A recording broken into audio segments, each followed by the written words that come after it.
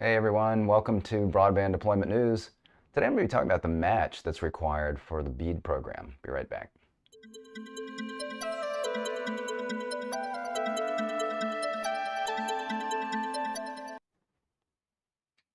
Thanks for joining me. Rick Uzzi here with Broadband Deployment News. So there is a 25% match that providers have to put forward if they're going to get money from NTIA for the Broadband Equity Access and Deployment Program, the BEAD program. That's part of the big infrastructure bill.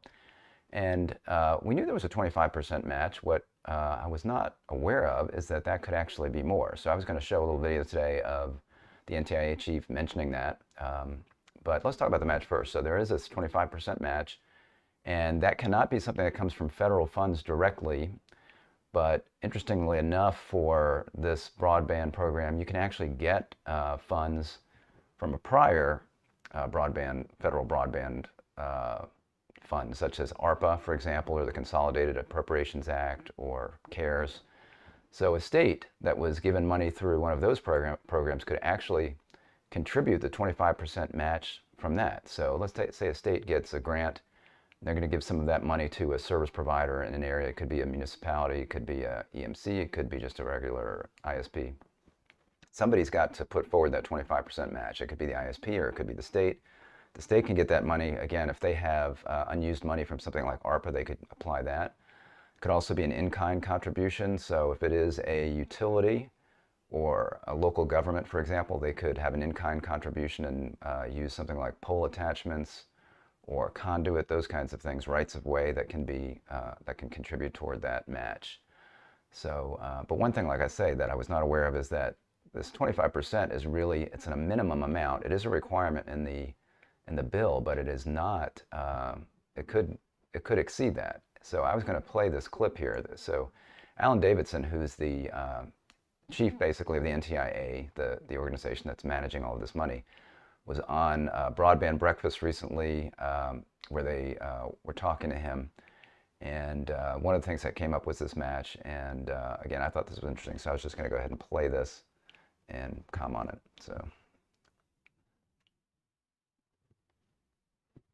let's talk as well about the issue of the match, right? Now, is it 20 or 25%? 25%. 25.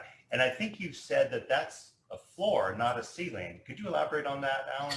Well, you may have heard me speculate on this question, I should say, but so you can tell that it's still a little bit up in the air, but I think what he's saying is that this is something that he's seeing, he's speculating that this is something that could happen. it is an interesting thing, and in the statute talks about the match requirement, and it's a 25% match requirement for projects funded, again, by our state grant program.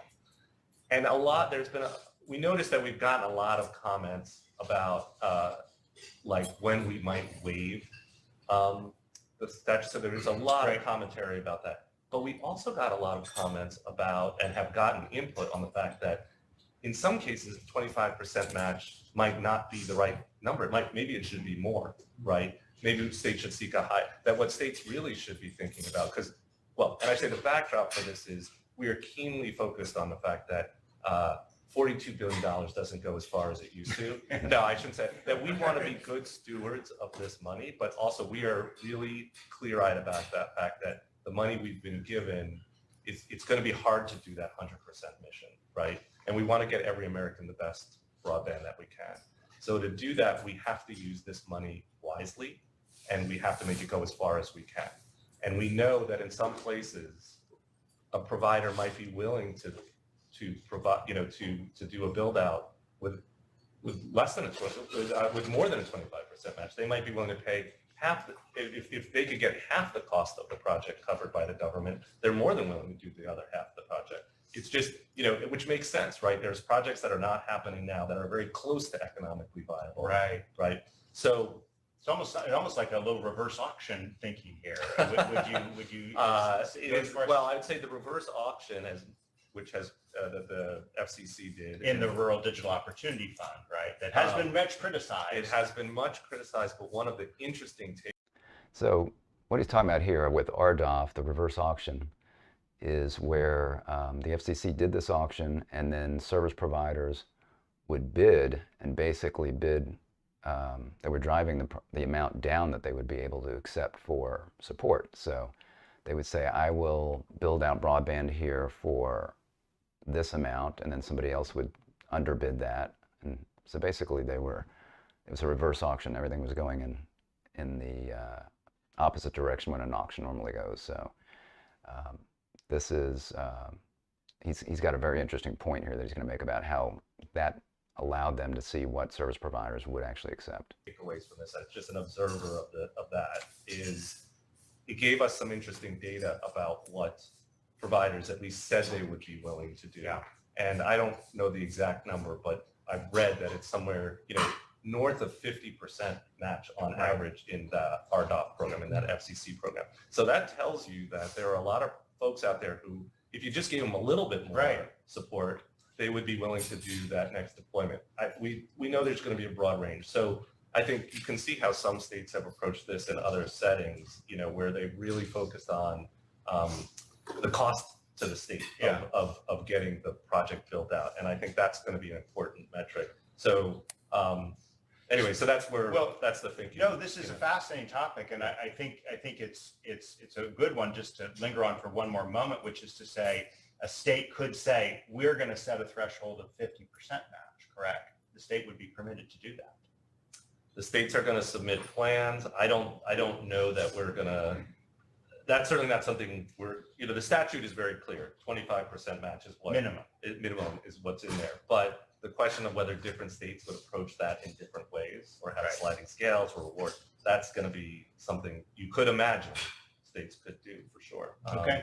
So that'll be interesting. So to see what plans we get from states. So it was interesting how he ended that, and what he was clear on is that it's a 25% match in the statute. So that is the minimum, but it's not necessarily a maximum. So some states could decide that and if they want to stretch their dollars, that they could do a greater than 25% match. They could require that. Now, one thing about the match, by the way, is that it does not apply for high-cost areas. And a lot of the areas in the country that are going to be getting funds are high cost. So this is something just to be aware of, that there could be a lot of areas that have no match at all. But where they do have a match, and if the state is trying to stretch those funds, they could require 30, 40, 50%. And what he was saying there about RDOF was, when they looked at the reverse auction, where things were landing as far as what service providers were willing to accept, a lot of time was 50% or even higher that they would put forward as far as their matching portion. So some people are saying 25% is not enough. And if the states want to make the best use of these funds and make sure that everybody gets covered, and that is the final, what's going to be a success in this program is that every single person in the country that wants high-speed, reliable broadband will get it. And they want everybody to get at least 100 by 20 as far as the statute goes.